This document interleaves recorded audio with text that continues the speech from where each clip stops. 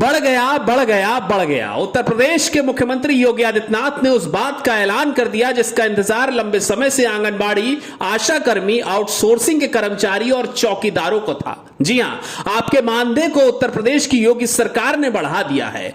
उत्तर प्रदेश में अनुपूरक budget session के समाप्ति के बाद उत्तर प्रदेश के मुख्यमंत्री योगी आदित्यनाथ ने प्रेस कॉन्फ्रेंस करके इस चीज का जिक्र किया और ऐलान कर दिया कि हमने बजट में उत्तर प्रदेश के तमाम उन कर्मियों का पैसा बढ़ा दिया है, मानदेय बढ़ा दिया है जो जमीन पर रह करके अपनी मेहनत करते थे, जिसमें आंगनबाड़ी, आशा, आउटसोर्सिंग, चौकीदार शामिल हैं। हमने बजट में उनका पैसा बढ़ाया है और अब बहुत जल्द हम उनके खातों में भी उनका पैसा भेज देंगे। उत्तर प्रदेश के मुख्यमंत्री योगी आदित्यनाथ ने क्या कुछ कहा है, सुनिए और इस बड़ी खबर को ज्यादा से ज्यादा शेयर करिए। हमने प्रदेश के अंदर उस तबके के लिए जो अब तक प्रदेश के विकास में मजबूती के साथ लगकर के काम कर रहा था, आंगनवाड़ी, आशा वर्कर, रसोइया, ग्राम चौकीदार,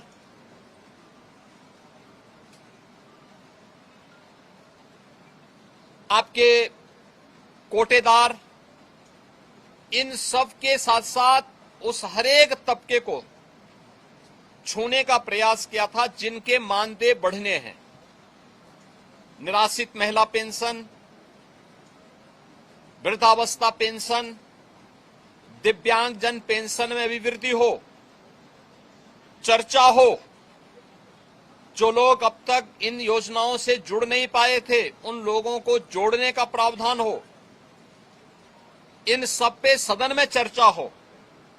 लेकिन समाजवादी पार्टी का नकारात्मक रवैया सदन में और माननीय सदस्यों के द्वारा उठाए जाने वाले इन महत्वपूर्ण मांगों को मजबूती के साथ आगे बढ़ा सके, इसमें रुकावट बनी। लेकिन उस सब के बावजूद विधानसभा ने सप्लीमेंट्री डिमांड को पारित किया है और पारित करने के साथ ही बहुत शीघ्र इन सभी तबके के लिए, मैंने जो कल भी कहा था कि उत्तर प्रदेश सरकार ने आउटसोर्सिंग कमीशन का गठन कर दिया है। एक न्यूनतम मानदेय हर एक आउटसोर्सिंग कर्मी को प्राप्त हो और उसको हर प्रकार की सामाजिक सुरक्षा की गारंटी भी प्राप्त हो, उसको हम अगले बहुत शीघ्र उसको आगे बढ़ाने जा रहे हैं। उसके लिए धनराशि की व्यवस्था हमने बजट में कर दी है। आंगनवाड़ी, आशा वर्कर, रसोइया, ग्राम चौकीदार या कोठेदार, इन सब के इंसेंटिव और इनके मानदेय को बढ़ाने के लिए भी धनराशि की व्यवस्था हम लोगों ने बजट में की हुई है और उसको भी हम अब विधानसभा से बजट पारित होने के उपरांत विधान परिषद में पारित होगा। विधान परिषद से पारित होने के उपरांत फिर इस बजट को हम लोग अलग अलग कार्यक्रमों के माध्यम से उस तबके तक पहुंचाने का काम भी करेंगे। समाजवादी पार्टी का यह चरित्र इस तबके को अपमानित करने वाला है, जो अल्प मानदेय प्राप्त करने के बावजूद प्रदेश के विकास के लिए और 25 करोड़ जनता जनार्दन की सेवा के लिए पूरी प्रतिबद्धता के साथ कार्य कर रहे हैं। इससे पहले भी इन्होंने शिक्षा मित्रों के भविष्य के साथ खिलवाड़ किया था।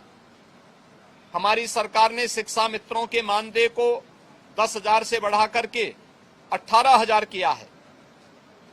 पहले 3,000 ये मानदेय मिलता था, हमने 3,000 से 10,000 किया, 10,000 से 18,000 किया और उन्हें 5 लाख रुपए की कैशलेस की सुविधा भी उपलब्ध करवाई। अनुदेशकों को प्रदेश में 9,000 मिलता था, उन्हें 17,000 रुपए उनका मानदेय किया और उन्हें कैशलेस की सुविधा भी उपलब्ध करवाई।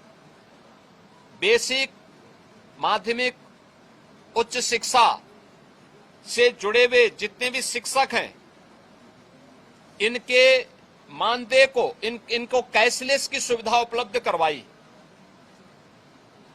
अन्य तमाम तबके के लिए बेहतरीन स्कीम को लेकर के, योजनाओं को लेकर के हम सप्लीमेंट्री डिमांड्स में आए थे।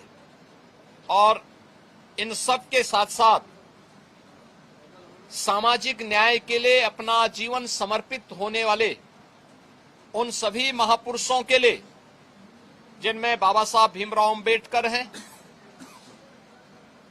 जिनमें महर्षि वाल्मीकि जी हैं, संत शिरोमणि सदगुरु रविदास जी महाराज हैं, सामाजिक न्याय के पुरोधा के रूप में और महिला शिक्षा का पुरजोर समर्थन करने वाले संत ज्योतिबा फुले हैं, साहू जी महाराज हैं। इन सभी लोक माता अहिल्याबाई होलकर जी हैं।